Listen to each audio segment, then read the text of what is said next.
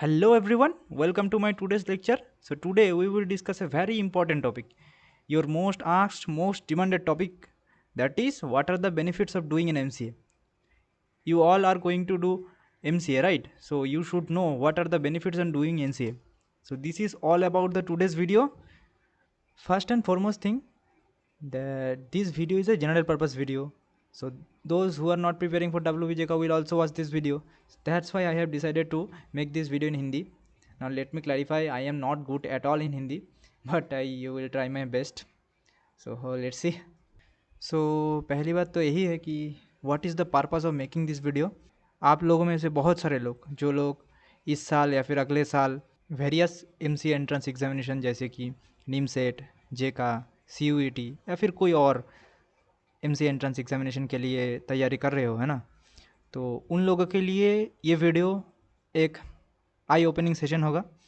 उन लोगों का माइंडसेट एकदम क्लियर होगा कि वो लोग क्यों एमसीए में आना चाहते हैं. सो अल्टीमेट उनका जो एम है, वो गोल है, वो और क्लियर हो सके. तो यही मेरा मोटिव है इस वीडियो को बनवाने का, so that they can prepare well and achieve their गोल.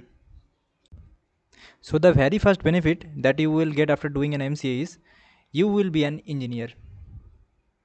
मेरा बोलने का यही मतलब है कि आज तक आप जो जिस भी डिसिप्लिन या फिर कोर्स में एनरोल थे, जैसे कि BSc, BCom, BCA, तो कॉर्पोरेट वर्ल्ड में वो सब degree as a professional degree की तरह ट्रीट नहीं होता है जैसे कि बीटेक और एमटेक वालों को करते हैं. लेकिन the moment you enter in the MCA you will be treated similar to them. So this is the first benefit that you will get. So the second point that I want to mention is that you will get transformed. So what do I mean by transformed? So basically ज़्यादातर बच्चे क्या करते हैं, कोई Tier 2 या फिर Tier 3 college में से BSc, BCA ये सब कर रहे होते हैं, है ना. लेकिन वो जब MCA करने आते हैं तो MCA ज़्यादातर अच्छे कॉलेज में से ही किया जाता है ना, जैसे कि NITs, कोई सेंट्रल यूनिवर्सिटीज़ या फिर कोई popular state university like Jadavpur university या फिर हैदराबाद यूनिवर्सिटीज़, IPU, ये सब अच्छे अच्छे यूनिवर्सिटीज़ में MCA होता है. MCA आप लोग करते हो तो आपको जो एक्सपोजर मिलता है, आपको जो सॉफ्ट स्किल डेवलप होता है, वो एक अलग ही लेवल का होता है. आप लोग जब MCA में एनरोल होते हो तो आप लोग जितने भी प्रोग्राम होता है कॉलेज में, चाहे वो कल्चरल हो या फिर कोई टेक्निकल प्रोग्राम ही हो, तो उन सब में आप एक्टिवली पार्टिसिपेट करते हो, जो शायद आप PSC में नहीं कर रहे होते. सो ये एक बहुत अच्छा बेनिफिट होता है. आपका प्रेजेंटेशन स्किल अच्छा हो जाता है. आप लोगों से जब बात करते हो तो उनमें से एक मैच्योरिटी अब आ जाता है. तो ये सब होता है जब आप एक प्रॉपर प्रोफेशनल इंजीनियरिंग कॉलेज में एनरोल होते हो. So this is a very important point, I think you should keep in mind. And the third point is a big opportunity for non CS background students. So बहुत सारे student ऐसे भी होते हैं जो लोग नॉन CS बैकग्राउंड जैसे कि BSc मैथ, केमिस्ट्री, फिज़िक्स या फिर BCom, BBA, इन सब ब्रांच में आते हैं. तो वो लोग जब प्रोफेशनल वर्ल्ड, कॉर्पोरेट वर्ल्ड में एंटर करना चाहता है तो उन लोगों के लिए एक गोल्डन अपॉर्चुनिटी होता है MCA. Now let's talk about the jobs. So once you complete your MCA, you can join government sector as well as private sector as well as some PSUs. So let's talk about them one by one. Let's talk about the private jobs, the corporate world jobs. So corporate world jobs को हम दो types में divide कर सकते हैं. पहला होगा technical jobs. Technical jobs यानी कि कोर IT सेक्टर जॉब जैसे कि software engineering, full stack developer, business analyst, data analyst, system engineer, जितने भी होता है ये सब कोर IT सेक्टर जॉब्स होता है. तो इन सब को हम टेक्निकल जॉब्स में कैटेगरी में रखते हैं. और दूसरा है non technical jobs. Non technical job जैसे कि फाइनेंस रिलेटेड जॉब्स, कंसल्टिंग या फिर मार्केटिंग रिलेटेड जॉब्स, तो इन सब को हम नॉन टेक्निकल जॉब्स के कैटेगरी में रख सकते हैं. नाउ टेक्निकल जॉब्स में जो कंपनीज हायर करते हैं उन सब को हम दो कैटेगरी में डिवाइड कर सकते हैं. पहला होगा सर्विस बेस्ड कंपनीज, दूसरा होगा product based companies. Service based companies का लिस्ट ख़त्म ही नहीं होगा, इतने सारा है. मैं अगर बताऊँ कुछ popular Indian service based company जैसे कि TCS, Infosys, Wipro, HCL, Mindtree, ये सब popular Indian service based companies है. और फॉरेन सर्विस बेस्ड कंपनीज भी है जैसे कि एक्सेंचर, कैपजेमिनी, कॉग्निजेंट, ये सब फॉरेन सर्विस बेस्ड कंपनी है. तो इन सब का अगर पैकेज हम बात करें तो 3.5 से स्टार्ट होके for a fresher it can go up to 12, ठीक है. लेकिन दूसरा जो कैटेगरी होगा वो है product based companies. Product based companies जैसे कि आप लोगों को पता है गूगल, माइक्रोसॉफ्ट, अमेजॉन, ये सब बहुत बड़े बड़े प्रोडक्ट बेस्ड कंपनीज। और इंडियन अगर बात करें तो जैसे कि उड़ान, पेटीएम, है ना, जोमेटो, स्विगी, ये सब popular Indian product based companies है। तो इनमें से इनमें भी अगर आप काम करने का मौका मिले तो आप बहुत अच्छे पैकेज कमाओगे। इन लोगों का पैकेज मिनिमम 10 LPA से स्टार्ट होके 50 LPA तक जा सकता है। Now let's talk about PSU jobs. PSU यानी कि public sector undertakings. PSU companies उन सब कंपनीज को कहते हैं जिसका 50% शेयर प्राइवेट लोगों के पास रहता है और 50% शेयर गवर्नमेंट के अंडर रहता है। ऐसे ही कुछ पॉपुलर PSUs के अगर एग्जांपल बताऊँ तो आपने सुना होगा SAIL, steel authority of India limited, BHEL, Bharat heavy electronics limited, या फिर IOCL, ONGC, ये सभी के सभी PSUs के अंडर रहता है।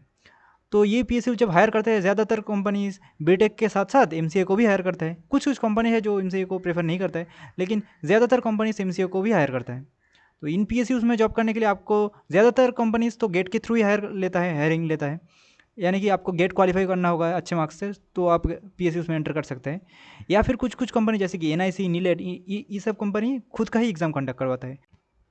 कॉर्पोरेट वर्ल्ड में PSU जॉब्स को बहुत अच्छी जॉब माना जाता है, क्योंकि PSU जो ऑफ़र करता है वो बहुत कॉम्पिटिटिव सैलरी, पहली बात तो बहुत ही कॉम्पिटिटिव सैलरी ऑफ़र करता है। यानी कि अगर आप एज ए फ्रेशर भी ज्वाइन करते हो तो आप मोर देन 56,000 पर मंथ तो मान के ही चलिए आपको मिलेगा। और साथ में गवर्नमेंट जो पार्क्स देता है, यानी कि बहुत सारे अलाउंस देता है, वो सब तो एक्स्ट्रा है ही। इसीलिए हम कह सकते हैं कि PSU jobs are better option in compare to private jobs. Now let's talk about your favourite job, यानी कि गवर्नमेंट जॉब। सभी का एक ड्रीम होता है कि उसे एक अच्छा सा गवर्नमेंट जॉब मिले। तो अभी हम देखेंगे as a MCA graduate which government job you can apply. Government job को हम 4 सेक्टर में डिवाइड करेंगे। पहला सेक्टर होगा जनरल गवर्नमेंट जॉब्स, दूसरा होगा बैंकिंग सेक्टर, तीसरा होगा पॉपुलर इंस्टीट्यूशंस, और चौथा होगा टीचिंग सेक्टर। सो एक एक करके हम चारों सेक्टर के बारे में बात करते हैं। तो पहला जो है जनरल गवर्नमेंट जॉब्स, यानी कि SSC, UPSC या फिर स्टेट PSC, ये सभी एग्ज़ाम्स के लिए आप एलिजिबल हो। पहली बात तो आप अगर आप BSc कंप्लीट कर चुके हैं या फिर BCA कंप्लीट कर चुके हैं, यानी कि अपना ग्रेजुएशन कंप्लीट कर चुके हो, तो ऐसे ही आप एलिजिबल तो हो ही। लेकिन अगर आप पोस्ट ग्रेजुएट करने के बाद इन सब जॉब को अप्लाई करते हैं तो आपको एडेड एडवांटेज मिलेगा। और उसके बाद अगर बात करें तो बैंकिंग सेक्टर जॉब, तो ये एक बहुत अच्छा जॉब है।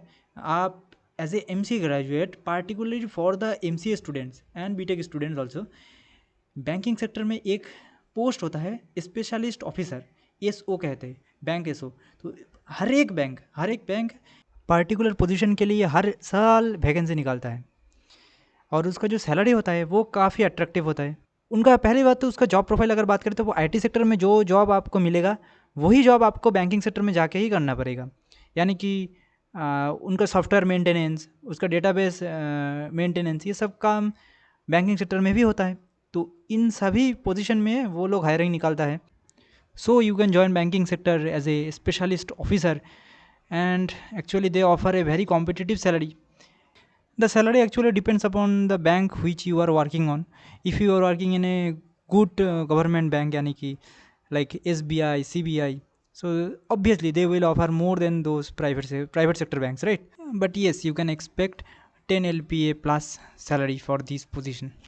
Now let's talk about some popular and you can say reputed government institutions like ISRO, यानी कि Indian space and research organisation, या फिर DRDO, defence research and development organisation, या फिर बार्क यानी कि भाभा एटॉमिक रिसर्च सेंटर। तो यानी कि कोई पार्टिकुलर IT रिलेटेड फील्ड में अगर उनको कैंडिडेट चाहिए तो BTech के साथ साथ MCS को भी हायर करता है। And the last type of government job is teaching sector job. Now first of all, if you want to be a school teacher in any Kendriya Vidyalaya or Navodaya Vidyalaya or any other school under the central government, then MCA is the only degree. With the help of MCA you can directly apply to those jobs. You don't need to have a B.Ed degree or D.Ed degree. So this is a very important thing you should know. Now in case if you want to be a college professor, then there are two ways. First, if you want to be just an assistant professor, then you can give the UGC NET examination, and if you qualify for the examination then you can directly apply to those jobs.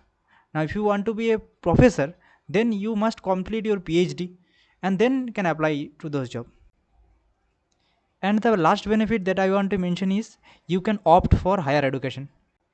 There are mainly 3 higher educational courses generally MCA students opt after completing their MCA. Now the first one is MTech degree. MTech करने का फ़ायदा यही होता है कि as a fresher अगर BTech और MCA complete करके किसी कंपनी में ज्वाइन करते हो तो जो सैलरी पैकेज मिलेगा वो MTech करने के बाद उसका डबल या फिर कभी कभी उससे भी ज़्यादा मिल सकता है। तो यही एक फ़ायदा होता है। और MTech वो लोग भी करते हैं जिन लोगों का बचपन से ड्रीम होता है कि एक दिन वो IIT से अपना एजुकेशन कंप्लीट करे, तो शायद वो लोग बीटेक में एनरोल नहीं कर पाए, जेईई मेंस क्वालिफाई नहीं कर पाए, तो उन लोगों के पास एक गोल्डन अपॉर्चुनिटी होता है कि वो लोग गेट एग्ज़ाम में क्वालिफाई करके एक अच्छे से अच्छे IIT में अपना MTech में एनरोल कर सकते हैं। तो उसके लिए जस्ट आपको गेट एग्ज़ाम देना होगा और अगर आप अच्छे रैंक में गेट में क्वालिफाई कर पाए तो आप एक IIT में से अपना MTech डिग्री कंप्लीट कर पाओगे। Next degree that generally MCA student opt for is MBA। Now MBA आप ग्रेजुएशन के बाद भी कर सकते थे, लेकिन MCA करने के बाद अगर आप MBA करते हैं तो उसका एक अलग ही बेनिफिट रहता है। तो वो जो पैकेज होगा वो कंपेयर टू एक ग्रेजुएशन के बाद जो MBA करते हैं उससे ज़्यादा ही होता है। तो MBA एक बहुत ही अच्छा डिग्री है। इसके लिए जस्ट आपको कैट एग्ज़ाम क्वालिफाई करना होगा और अगर आपका रैंक अच्छा हो तो आप IIM, FMS उन सब में भी आप MBA कंप्लीट कर सकते हो। And the last degree I want to mention is doctorate degree यानी कि PhD डिग्री। तो अगर आपका सब्जेक्ट में बहुत स्ट्रॉन्ग होल्ड है और आप रिसर्च ओरिएंटेड फील्ड में काम करना चाहते हो तो आप अपना डॉक्टरेट डिग्री यानी कि आप PhD कंप्लीट कर सकते हो और उसके बाद आप किसी भी कॉलेज में as a professor you can join. Now this is all about today's video, and if you think this video have added any value to your day, please consider liking it. And if you want YouTube suggest similar type of content in your feed, then please consider subscribing my channel. This is all about today's video. So till then, keep learning. Goodbye.